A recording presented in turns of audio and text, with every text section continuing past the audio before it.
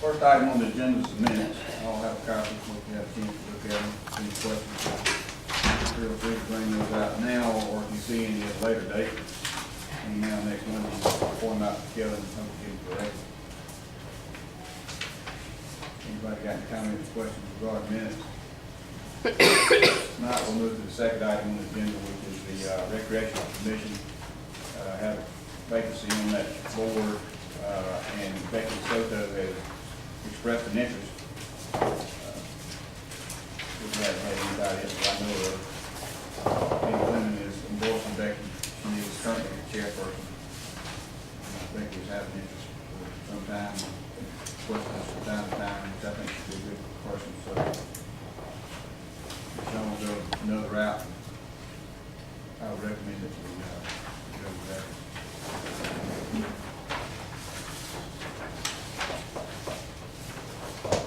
Any questions, concerns, opinions, thoughts? Now we'll move on to the third item on the agenda. Evaluation of proposed planning policy. And basically what we want to do is just take into consideration some of the things that's been recommended or for consideration for us. Primarily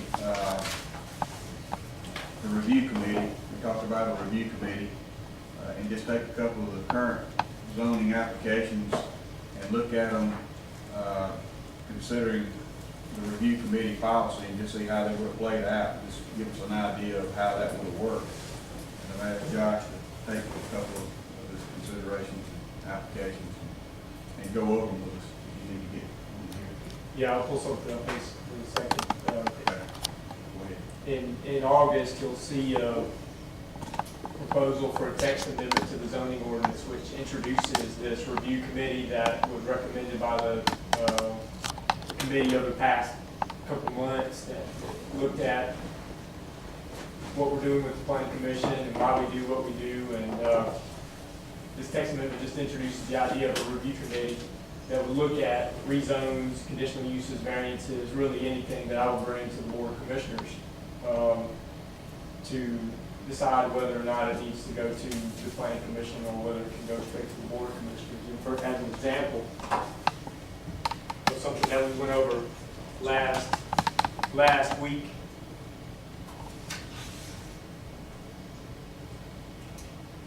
Let's close out. Okay.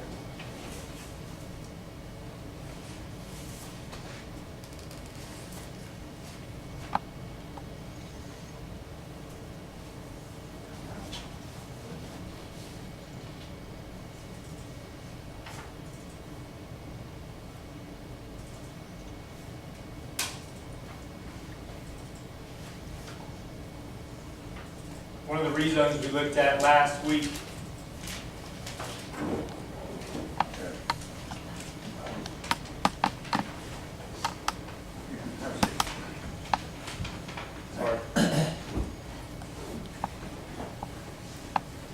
this one right here, this is what it's going to look like, application for rezoning.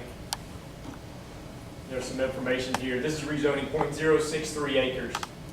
And it's simply to include this sliver right here in the neighboring tract. When this property was foreclosed on, the bank realized that the well that serves that home was on a different lot. And it turns out that the zoning for where the home is and where the well is different. So in order to include this little sliver right here where the well is with the original lot, we have to rezone that piece of property. So this is one of those that, to me, seems very simple. And instead of going through a 2-month process, this is the type of thing that under the review committee, I could have brought to you this week, rather than waiting until August, which is when you'll actually see this.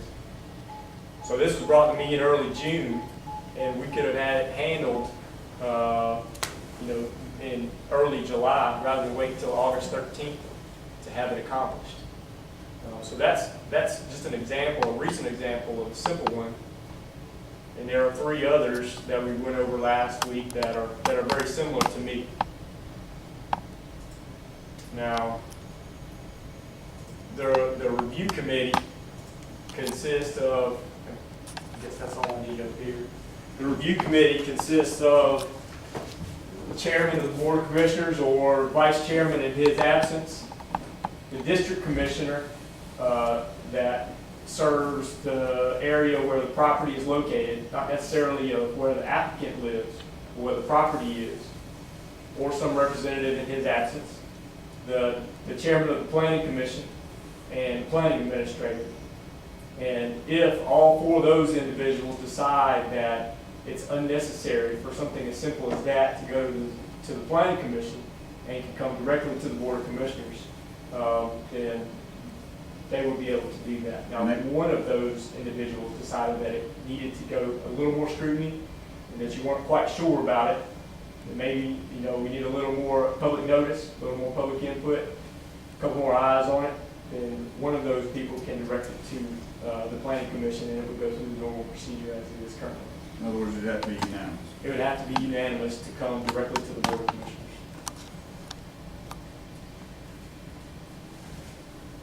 Similarly, there are some that either they're not in accordance with the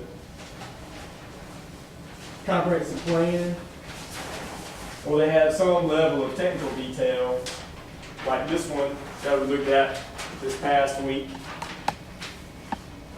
that requires a comprehensive site development plan.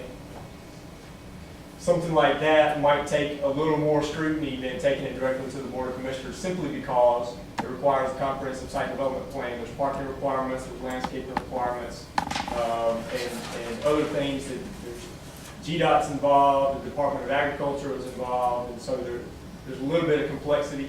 We might recommend that one go ahead through the planning commission in order to make sure that we get good advice before we make a decision on that. So the first example I showed you is one that's very simple that could potentially come directly before the board of commissioners. And what I'm showing you there is something that requires a little more scrutiny, a little more time to soak it up and understand exactly what's going on as far as stormwater or traffic or impact. That may need to go directly before may need to go to the planning commission first. And that would be something you would be able to see, and you would be that one that would say it needs to go on to the planning commission. I could be that one. Could be one of Any these. of the other ones could be as well. And so the text amendment that you'll see in August simply introduces that committee and that procedure into the zoning ordinance. And you've talked to the current planning commission members about what we're doing here, Josh, what we're proposing, That's correct. and their response is? They're in favor of it. Well, it can come out, and if somebody presents something that, you just don't need to bring that to you all four months, you just automatically, that's going. You don't bring that before the committee, will you? But you know it's gonna be, if he come in the door, he says, this has definitely got to go. But he's one of those ones that can send it there, so there's no sense in calling anybody at that point. Bring it to the public's attention, just go on. He just goes to the planning commission. But even if I do feel like it could go straight to the board of commissioners, that any one of those other three individuals could say, well, I'd like for it to get a little more. But if you know it's not, there's no sense involving anybody else. Right. That's correct. Are there any questions about that?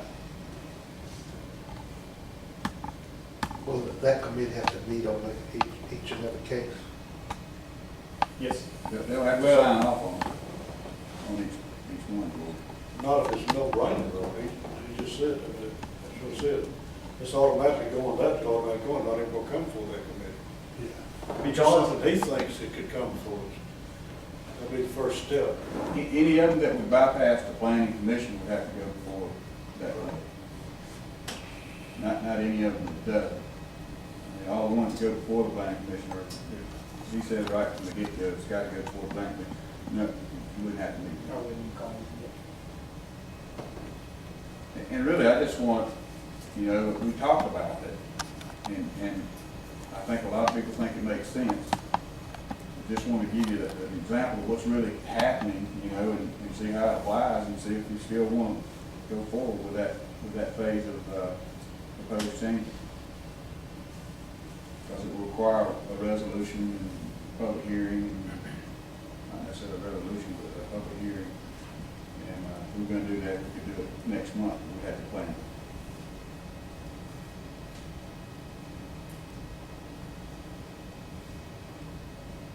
You will have that written up. I have a draft currently, but it needs more eyes on it. It needs a legal review, and it needs more people to look at it and say, yes, this does reflect what we talked about in the committee. Yeah, I think the next step would probably just go ahead and get Norman to review it. I mean, we looked at it, but it does need a legal review, and you know, we would need the opportunity, of course, the public hearing give us the opportunity to look at it, scrutinize it even more. So, but we don't want to do that before we really leave it proper. Any other questions regarding that? If not, we'll move on to the fourth item on the agenda, which is the budget work session.